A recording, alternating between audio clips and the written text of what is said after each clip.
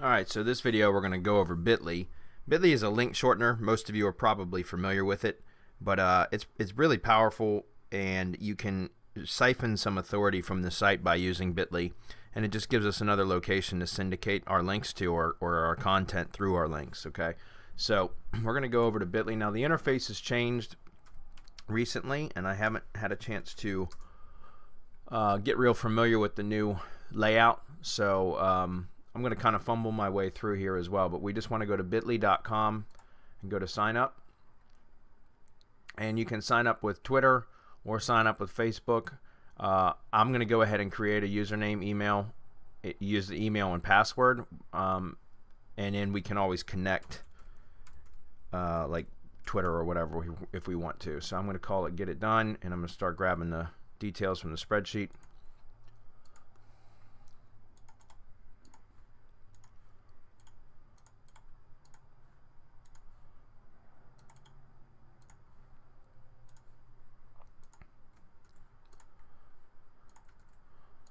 Click the CAPTCHA.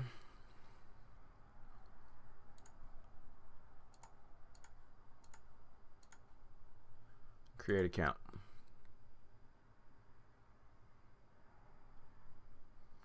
Alright, so if you want to create a bit link, which they call it a bit link when you create a short link, you can just grab any one of the links that you already have if you'd like, from one of your profile links or a blog post link. It really doesn't matter.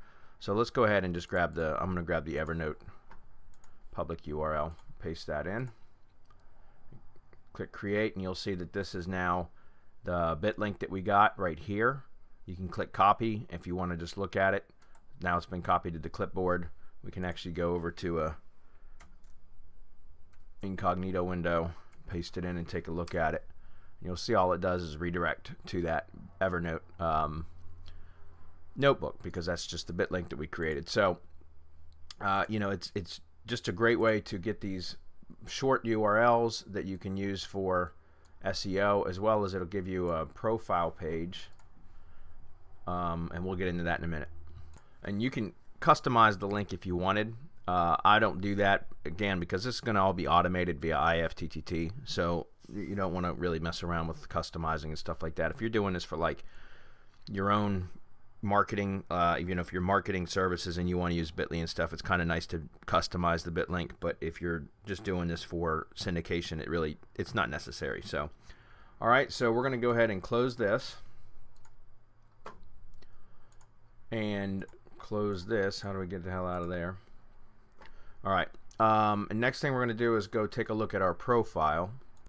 So we want to go over here, click on the menu bar, the menu icon up here, guys, and then you're going to want to go to your user profile and give your, just go ahead and add your full name. And also it's going to say that your email address is not verified. You want to go back over to your Google Gmail account, or whatever email account you use to register, and verify your email address.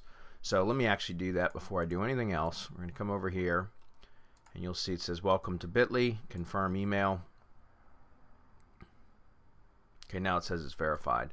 So now we can add the name. So I'm just going to put the persona's name here, so Vernon Dunn, and click save. Now you can see it says Vernon Dunn up here. And then there's a 5,000 bit link limit for free accounts, but to be honest with you, you'd have to be syndicating to this for a long time for you to get to 5,000. So if you think you're going to go beyond that at some point, you can always upgrade. Like if it's for a branded account, you can always upgrade. It's inexpensive. Okay, you can upgrade for it and get 10,000 links. So it's up to you. But if it's just for supporting networks, then I certainly don't recommend it. So like persona-based networks, I wouldn't recommend it. For branded networks, yeah, if you want to, you certainly can. Alright, so the next thing we'll do is we'll close that. We'll go back over here, and if we scroll down and we go to sharing, you'll see how it says connected accounts. You can connect to the Twitter account. What you want to be careful about, though, is some of these apps that you can connect to, like Twitter and things like that, you've just got to make sure that you're not syndicating the same link twice. Although I say that, but for example, when we set up the recipes, let's say we're doing YouTube syndication, or it could be blog syndication, whatever, it doesn't matter. But through IFTTT, every time we post content to our blog, for example, it's going to post a tweet with the URL to the blog post. Or every time we upload a video to our YouTube channel, it's going to post a tweet with a link and an embed to the video.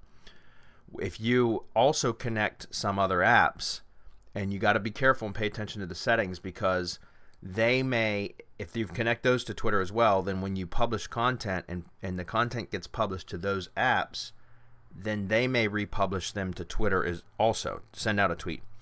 So you could end up having duplicate tweets. Although the URLs would be different, the link within the tweet is going to be different. It could still be like the same titles and things like that. So you just got to be careful so that you don't spam your own Twitter account.